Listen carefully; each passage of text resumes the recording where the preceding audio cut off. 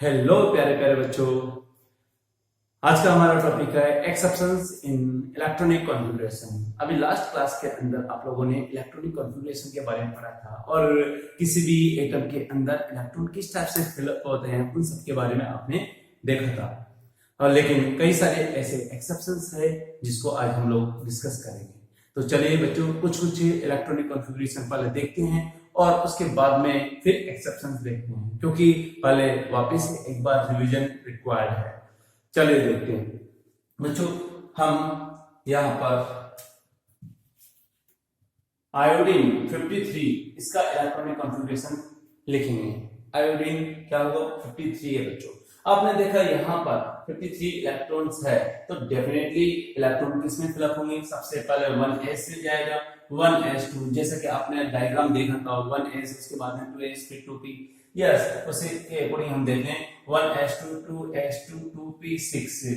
ठीक है बच्चों, मैं यहाँ पर जल्दी जल्दी से वो डायग्राम बना देता हूँ, उससे आपको हेल्प मिलेगी, क्योंकि उसी से जो है आप अच्छी तरह से समझ सकते हैं। मैं थोड़ा सा छोटा छोटा बनाऊंगा यहाँ पर ताकि आपको अच्छी तरह से समझ में आ जाए। यस, ये आपका 1s है, फिर क्या होगा बच्चों 2s, फिर आपका 2p, सॉरी 3s, ये वाला 3s, यस, फिर 4s, 5s, 6s और ये आपका हो गया 7s बच्चों। ठीक है, फिर आपका होगा 2p, 3p, 4p, 5p, 6p, 7p। Yes बच्चों, यहां पर आपका होगा 3d, 4d, 5d, 6d, 7d, revision required है। एंड आपका होगा 4f, 5f, 6f and 7f।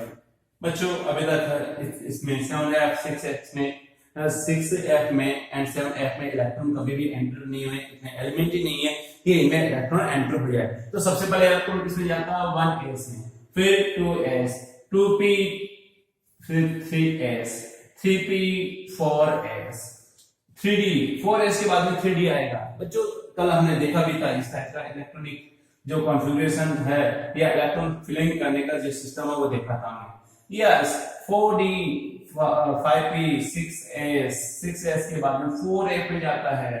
ठीक है बच्चों, फिर आप देखते हो यहाँ पर 5d, फिर 6p, 7s, उसके बाद में again 5f, 6d, again 7p। इस तरह से इलेक्ट्रॉन फिलअप होते हैं बच्चों। तो यहां पर हमने देखा पहले 1s, s के अंदर 2 इलेक्ट्रॉन जाएंगे, p सब शेल में 6 इलेक्ट्रॉन, d सब शेल में 10 एंड f के अंदर 14। यस, फिलअप करो 53 है, 1s2 2s2 2p6, 3s2, yes 3s2, उसके बाद में 3p6 4s2, 3p6 4s2। Okay बच्चों, उसके जस्ट बाद में आपका आएगा 3d10 4p6, 3d10 4p6। बच्चों ये यहां तक का जो कॉन्फ़िगरेशन है वो क्रिप्टॉन का कॉन्फ़िगरेशन होता है, किसका, क्रिप्टॉन का। ठीक है बच्चों, 36 होता है क्रिप्टॉन। उसके बाद में 5s में इलेक्ट्रॉन जाएगा 5s2। यस, कितना हो गया, अभी इलेक्ट्रॉन हो गए 36, फिर 38 के जस्ट बाद में 4d10 में जाएंगे इलेक्ट्रॉन, किसमें 4d10, इसमें इलेक्ट्रॉन जाते हैं। ठीक है बच्चों, तो मैं ऐसा कर सकता हूँ यहाँ पर अभी जो है 48 तक इलेक्ट्रॉन आए, लेकिन यहाँ पर 53 है बच्चों। क्या होगा 53, एटॉमिक नंबर 53। अभी तो 5 इलेक्ट्रॉन और जाने चाहिए। 4d10 के बाद में 5p के अंदर जाएंगे, कितने जाएंगे बच्चों 5 इलेक्ट्रॉन, कितने 5 इलेक्ट्रॉन। चलिए, तो इस तरह से यहाँ पर इलेक्ट्रॉनिक कॉन्फ़िगरेशन हमने देखा। इस वाले पार्ट को हम क्रिप्टॉन के इक्वल लिख सकते हैं, इस वाले पार्ट को। तो मैं यहाँ पर लिखूंगा बच्चों Kr क्रिप्टॉन, और आपने देखा उसके जस्ट बाद में क्रिप्टॉन होता है 36। क्या होता है बच्चों 36 से, तो उसके जस्ट बाद में 5s2, 4d10 एंड 5p5। इस तरह से आप आयोडीन का इलेक्ट्रॉनिक कॉन्फ़िगरेशन लिख सकते हैं। ठीक है बच्चों, तो इस तरह से यहाँ पर जिनका एटॉमिक नंबर ज्यादा होता है उनका इलेक्ट्रॉनिक कॉन्फ़िगरेशन हम लिखते हैं। लेकिन यहाँ पर कुछ एक्सेप्शन है, मैं इसको ड्रॉ करके ही रखूंगा ताकि इसको यूज में हम ले सकें। तो देखिए बच्चों, एक्सेप्शंस इन इलेक्ट्रॉनिक कॉन्फ़िगरेशन, ये वाला हमारा टॉपिक है। उसके बाद में बहुत अच्छे हमें क्वेश्चन सोल्व करने हैं जो कि एग्जाम में आए हुए हैं या आते हैं क्वांटम नंबर के बेसिस पर, सबके बेसिस पर, इलेक्ट्रॉनिक कॉन्फ़िगरेशन के बेसिस पर। ठीक है बच्चों, तो यहाँ पर नेक्स्ट है पहला एक्सेप्शन क्रोमियम की बात करते हैं। क्रोमियम 24। जनरली जब क्रोमियम में इलेक्ट्रॉन्स फिलअप होंगे तो किस टाइप से फिलअप होंगे बच्चों? 1s2 2s2 2p6 2 to 4 and 6 10 2p6 तक यहाँ पर 10 इलेक्ट्रॉन होंगे। ठीक है, उसके बाद में 3s2 ये 12 होगी, 3p6 ये 18 इलेक्ट्रॉन होंगे, और उसके जस्ट बाद में 2 इलेक्ट्रॉन 4s2 में जाएंगे, ये 20 इलेक्ट्रॉन। लेकिन 24 है यहाँ पर बच्चों, 24 है तो यहाँ पर 3d4 आना चाहिए, लेकिन रियल में इसका जो ग्राउंड स्टेट, मेरे वर्ड को आपको सुनना पड़ेगा, ground state configuration of chromium is not correct this one. तो करेक्ट कौन सा होगा? यानी इसको करेक्ट करने के लिए हमें देखते हैं, हमें जो इलेक्ट्रॉनिक कॉन्फ़िगरेशन मिलता है वो ये मिलता है कि एक इलेक्ट्रॉन इधर से इधर जंप कर जाता है। बच्चों क्यों करता है उसका रीजन हम देखेंगे। तो ये तो क्या होगा? इनकरेक्ट। यह क्या होगा बच्चों? इनकरेक्ट है ये, इनकरेक्ट। तो करेक्ट कौन सा होगा? Correct ground state configuration, correct ground state electronic configuration. Question इसी के बेसिस पर आता है, इलेक्ट्रॉनिक कॉन्फ़िगरेशन। तो ये क्या होगा? हम जो हमें मिलता है ग्राउंड स्टेट इलेक्ट्रॉनिक कॉन्फ़िगरेशन इसका मिलता है, वो ये मिलता है कि 4s से एक इलेक्ट्रॉन 3d के अंदर ट्रांसफर हो जाता है। तो मैं यहां से यहां तक जो है उसको बच्चों ऑर्गन लिख सकता हूं। तो हमें क्या मिलेगा? यहाँ पर ऑर्गन 18 होता है, ऑर्गन 18 तक इलेक्ट्रॉन इस तरह से फिलअप होते हैं। 4s2 से एक इलेक्ट्रॉन चला गया तो मैं कहूंगा 4s1 3d5। ये करेक्ट इलेक्ट्रॉनिक कॉन्फ़िगरेशन है किसका? क्रोमियम का बच्चों, जो कि 24 है। नाउ नेक्स्ट एक सेकंड वाला लेते हैं, कॉपर। कुछ इंपॉर्टेंट ही मैं यहाँ पर लूंगा, सारे के सारे एक्सेप्शंस हम पीरियोडिक टेबल चैप्टर के अंदर लेंगे। तो यहाँ पर कॉपर 29 में यहाँ पर देखिए बच्चों क्या होगा। आपने देखा कि क्रोमियम में 24 तक इलेक्ट्रॉन ऑलरेडी फिलअप हुए हैं, और जबकि इसमें 29 होते हैं। डी की कैपेसिटी होती है 10 इलेक्ट्रॉन की, इसका मतलब 24 प्लस 5 इलेक्ट्रॉन इसके अंदर और चले जाएंगे, 3d9 होना चाहिए। तो मैं यहाँ पर इसको अगेन ऑर्गन तक लिखूंगा, ऑर्गन 18 इसी टाइप का रहेगा। उसके बाद में 4s2 3d9 ये होना चाहिए इलेक्ट्रॉनिक कॉन्फ़िगरेशन, लेकिन ये नहीं होता बच्चों। क्या होगा? ये नहीं होता, ये इनकरेक्ट है। इनकरेक्ट कौन सा? तो करेक्ट कौन सा होगा? आप देखिए यहाँ पे ऑर्गन 4s एक इलेक्ट्रॉन यहाँ से आप जब करके चला गया, 4s1 3d10 हमें मिलता है। ये इसका ग्राउंड स्टेट कॉन्फ़िगरेशन। आखिर क्यों होता है? इनके पीछे जो रीजन है वो हम देखेंगे बच्चों। ये दो तरह का मैंने यहाँ पर अगेन एक्सेप्शन बताया, आगे और देखते हैं।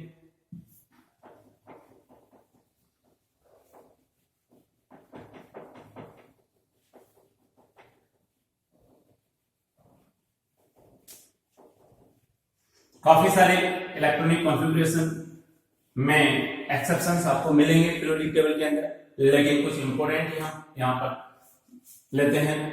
पैलेडियम 46 में लेता हूं, इससे पहले भी है 41 से लेकर के 47 तक एक्सेप्शन ही एक्सेप्शन है, एक्सेप्ट 43 एटॉमिक नंबर। टेक्नीशियम उसमें एक्सेप्शन नहीं है, बाकी सब में एक्सेप्शन है।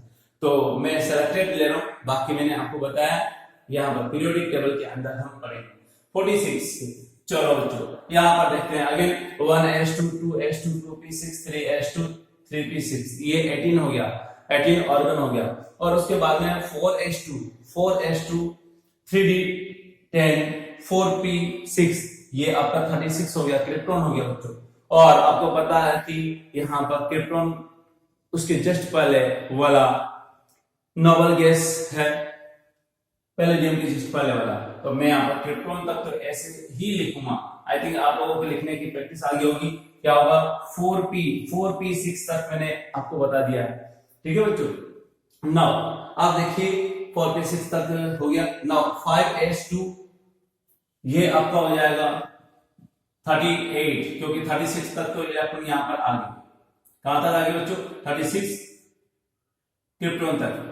5s2 ये 38 हो गई, लेकिन 46 इलेक्ट्रॉन है। नेक्स्ट इलेक्ट्रॉन 5s के बाद में किसमें जाएंगे? 4d में जाएंगे। 4d में 10 की कैपेसिटी है, मतलब 10 इलेक्ट्रॉन इसमें आ सकते हैं, लेकिन यहाँ पर तो केवल और केवल जो है 8 इलेक्ट्रॉन ही रिक्वायर भरे जाएंगे, क्योंकि इसके अंदर 38 तक तो हो चुका, 46 यहाँ पर फिलअप करने, तो यानी रिमेनिंग 8 इलेक्ट्रॉन है वो 4d10 के अंदर जाएंगे, सॉरी 4d के अंदर जाएंगे, तो 4d8। लेकिन ये इनकरेक्ट इलेक्ट्रॉनिक कॉन्फ़िगरेशन है। करेक्ट में हमने देखा कि यहाँ पर दोनों इलेक्ट्रॉन इधर से इधर जंप कर जाते हैं, दोनों इलेक्ट्रॉन या एक साथ दोनों इलेक्ट्रॉन। तो ग्राउंड स्टेट इलेक्ट्रॉनिक कॉन्फ़िगरेशन कौन सा होगा बच्चों? यहाँ पर क्रिप्टॉन 36 ये होगा, और यहाँ पर 4d10 5s0 हो जाता है, 4d10 चला जाता है। मैं स्टार लगा रहा हूँ, ये थर्ड यहाँ पर एक्सेप्शन है जो कि काफी इंपॉर्टेंट है, आते हैं इस तरह के क्वेश्चन। नाउ मैं बात करूंगा सिल्वर आपका 46 होता है बच्चों, यस सॉरी सिल्वर 47 होता है। 46 तक तो हमने इलेक्ट्रॉन फिलअप कर लिए। नाउ 47 की बात करेंगे, तो 47 में क्या होगा बच्चों? एक इलेक्ट्रॉन इसी के अंदर और एंटर कर जाएगा, यानी krypton as it is krypton तक तो रहेगा सी 5s2, उसके बाद में 4d9 होगा।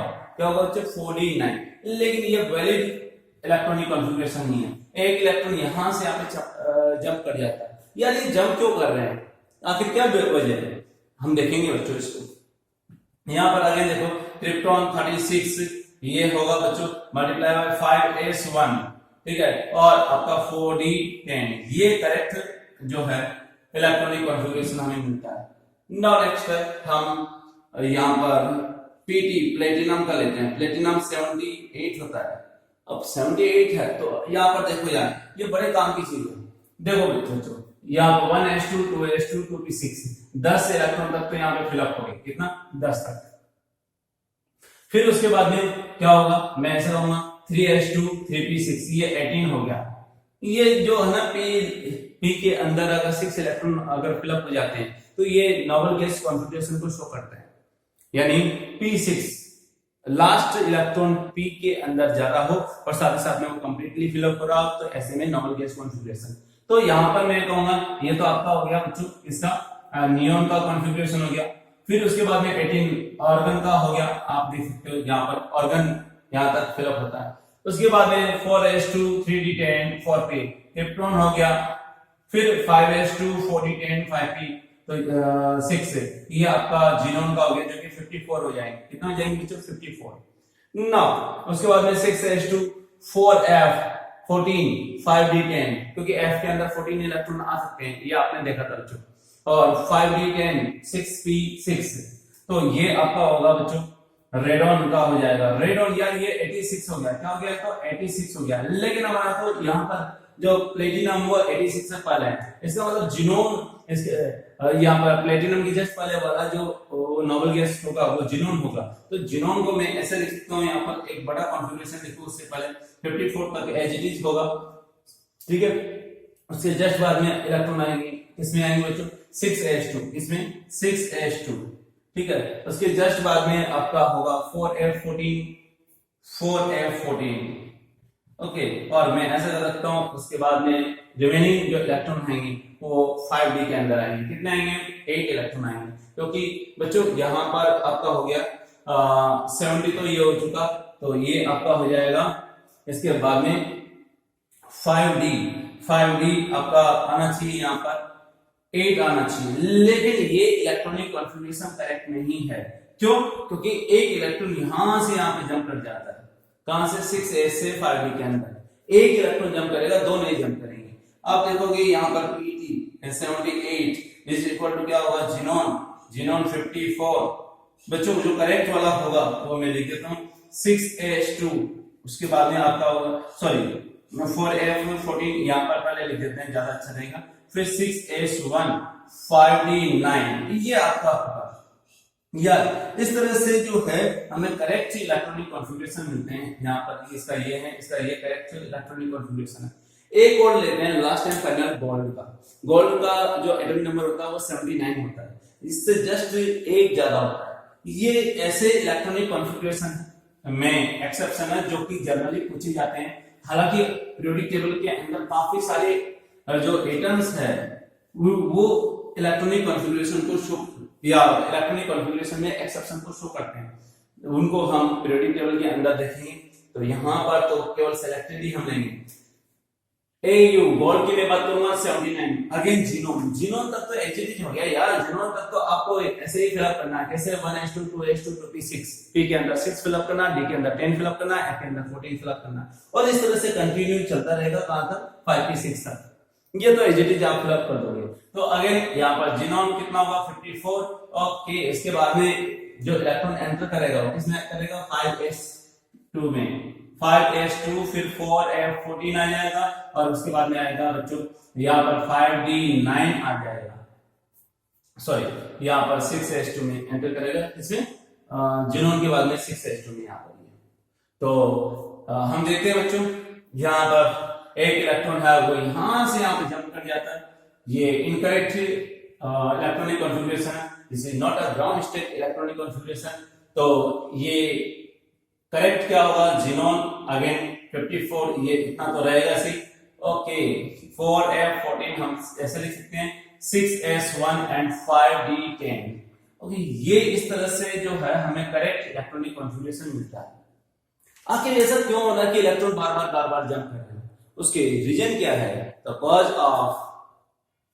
ऑफ यहां पर एक्सेप्शन ऑफ इलेक्ट्रॉनिक कॉन्फ़िगरेशन, ये हम देखते हैं।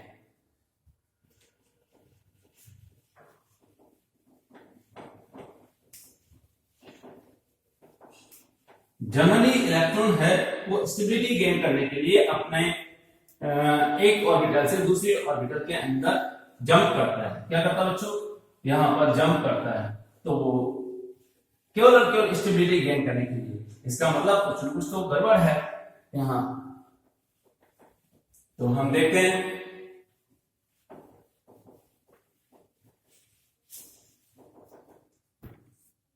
यहां देखिए बच्चों, इसका क्या होगा? हाँ, cause of exception in electronic configuration,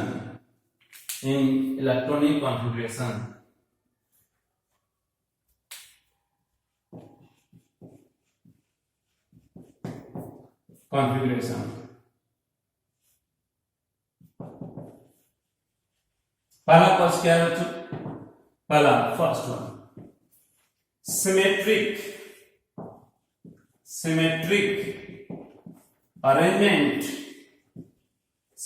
arrangement of electrons.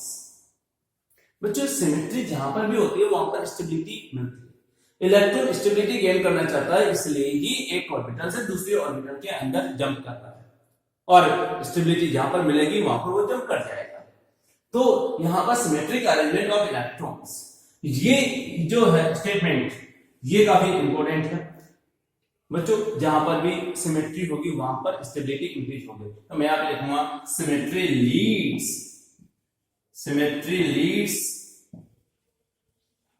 To stability.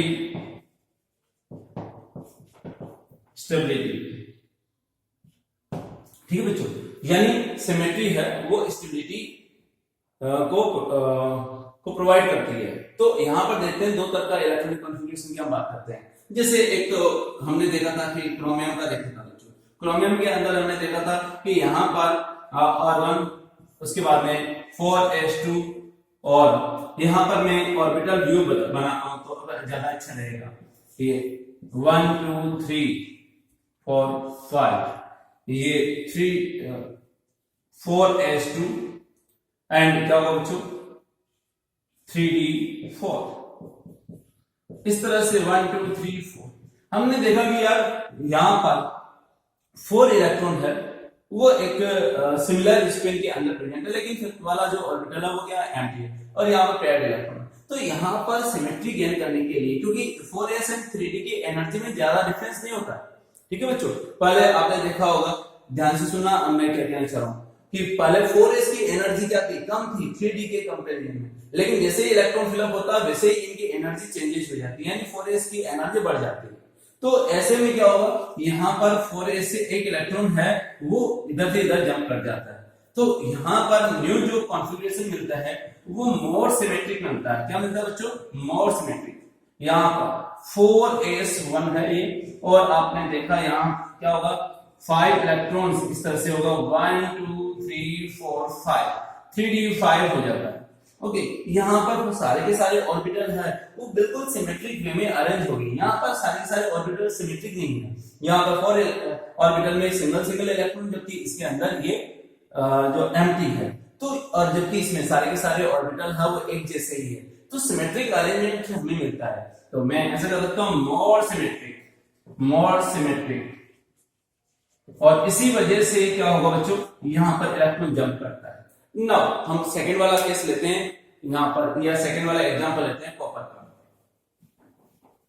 और कॉपर जो है वो भी क्या करता है, स्टेबिलिटी प्रोवाइड करता है इलेक्ट्रॉन जंप के थ्रू, यानी उसी के अंदर कॉपर के अंदर इलेक्ट्रॉन 4s से 3d में जंप करके स्टेबिलिटी गेन करते हैं, ताकि मोर जो सिमेट्रिक कॉन्फ़िगरेशन हमें मिले। तो यहां देखिए बच्चों,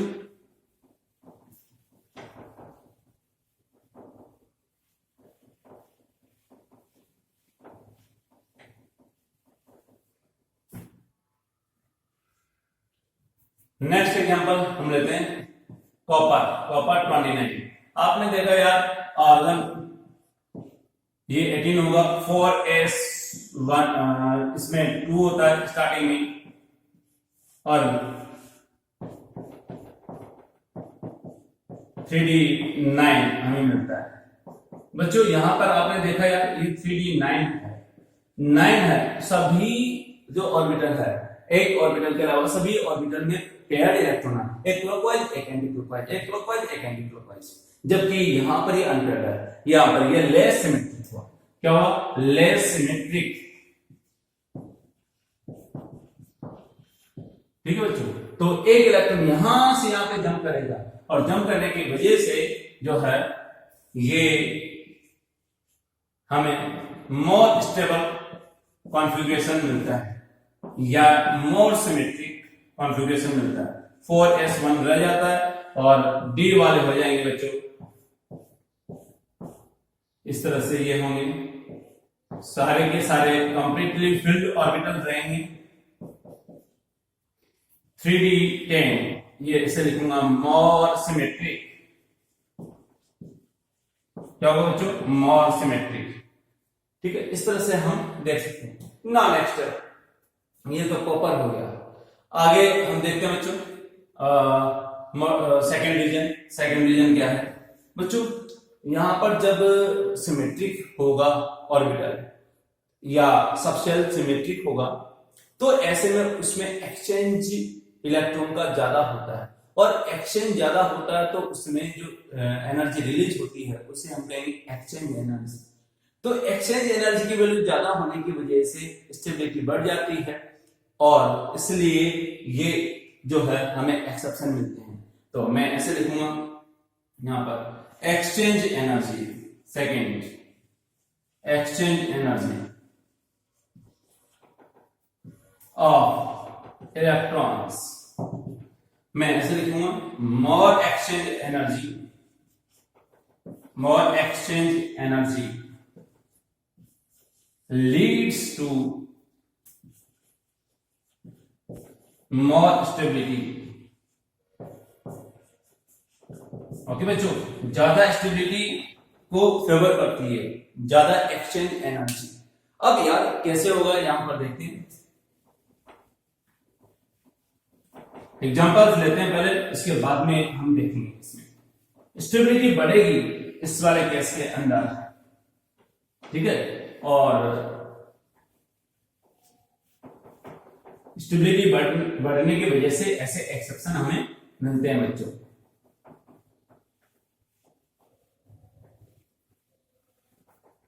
तो करते हैं स्टार्ट। यहां पर एग्जांपल मान लेते हैं कि एक P2 कॉन्फ़िगरेशन है, क्या पहले P2 लेते हैं, ये P2 कॉन्फ़िगरेशन है।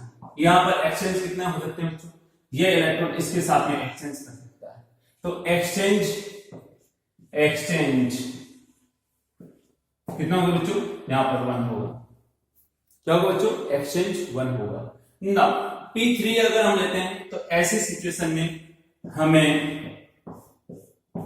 हाफ फिल्ड ऑर्बिटल मिलते हैं, सारे के सारे हाफ फिल्ड ऑर्बिटल। इसलिए मैं कहूंगा कि half filled orbitals are half filled and fully filled orbitals are more stable than other. तो यहां देखिए, इसका एक्सचेंज इसके साथ में भी हो सकता है, इसके साथ में भी हो सकता है, और इसका एक्सचेंज इसके साथ में भी हो सकता है। एक्सचेंज है यहाँ पर, एक्सचेंज है यहाँ पर 3 होंगे, तो इसका मतलब P3 ज्यादा स्टेबल होगा। तो स्टेबिलिटी ऑर्डर क्या हो गया बच्चों, जल्दी से स्टेबिलिटी ऑर्डर हम ऐसा कर सकते हैं, P3 की ज्यादा होगी P2 से।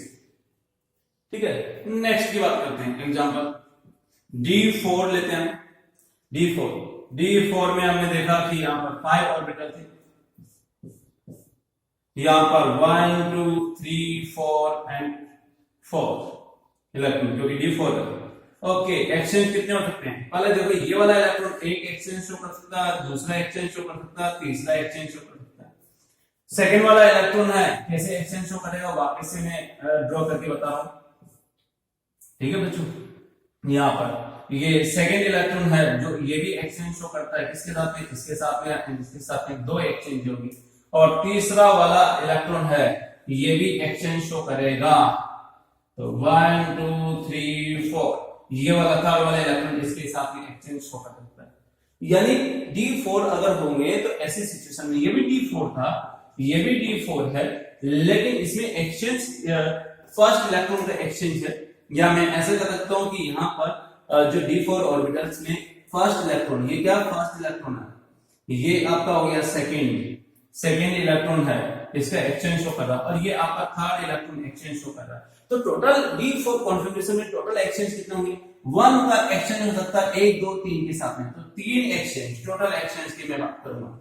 टोटल एक्सचेंज ये होंगे बच्चों आपके 3, प्लस यहां पर क्या होंगे बच्चों, जल्दी से बताओ, ये वाला शो करेगा 2 एक्सचेंज शो करेगा, प्लस ये वाला शो करेगा 1 एक्सचेंज। टोटल में ऐसा कर सकता हूं 6 एक्सचेंज होंगे। लेकिन अगर D5 लेंगे तो एक्सचेंज क्या होंगे, यहां पर देखिए बच्चों, D5 ऑर्बिटल अगर लेंगे तो एक्सचेंज होंगे वहां पर 10। टोटल एक्सचेंज हम काउंट करेंगे, देखिए यहां पर D5 वाले गैस के अंदर मैं थोड़ा सा इसको बड़ा बना रहा हूं ताकि एक ही के अंदर हम समझा सके अच्छी तरह से।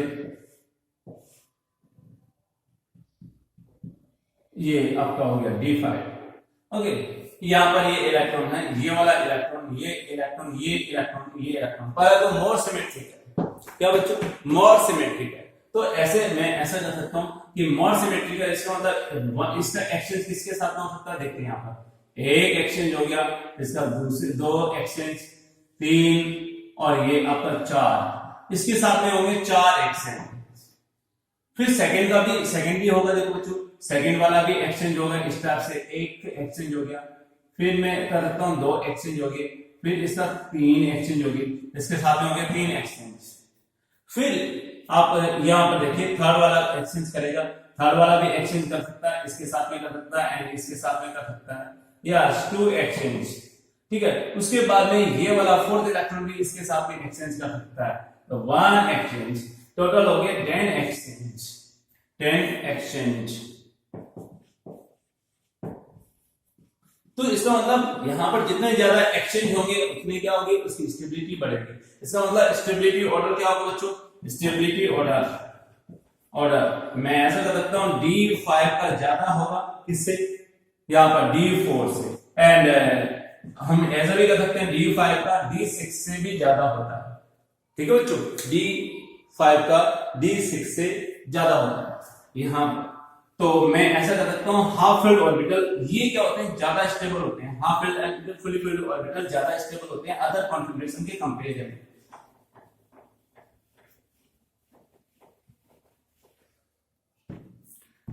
तो इंपॉर्टेंट पॉइंट यहां पर हमें ध्यान में रखना होगा half filled and fully filled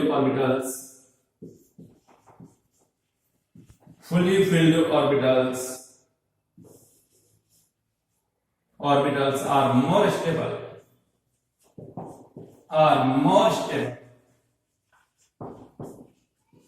ये आपको ध्यान में रखना पड़ेगा। हाफ फिल्ड कौन कौन से ज्यादा स्टेबल होंगी, देखो मैं अगर बात करूं तो यहाँ पर देखो P3 ज्यादा स्टेबल होगा किसके कंपैरिजन में, मैं कहूंगा D2 and P2 and P4 के कंपैरिजन में, ठीक है। और P6 ये तो सबसे ज्यादा होगा क्योंकि ये तो सबसे ज्यादा सिमेट्रिक हो गया, ठीक है, ये ज्यादा होगा P3 से, एंड उसके बाद में मैं कह सकता हूं ये वाला केस होगा। सिमिलरली D5 आपका होगा बच्चों, D5 होगा वो ज्यादा स्टेबल होगा किसके कंपैरिजन में, D4 एंड D6 में। और अगर देखते हैं तो D10 कॉन्फ़िगरेशन है वो D5 से भी ज्यादा स्टेबल होता है। और भी एग्जांपल ले सकते हैं, क्या होगा F देखो बच्चों 7 होता है वो ज्यादा स्टेबल होता है किसके कंपैरिजन में, यहाँ पर F6 एंड F8 के कंपैरिजन में ये ज्यादा स्टेबल होता है, ये हम पढ़ेंगे। और भी सिमिलरली अगर मैं बात करूं तो यहाँ पर F14 है वो ज्यादा स्टेबल होता है F7 से, ये आपको ध्यान में रखना बच्चों। तो इस तरह से half filled orbital and fully filled orbital ज्यादा स्टेबल होती है, दो वजह से ज्यादा स्टेबल होती है, दो वजह कौन कौन सी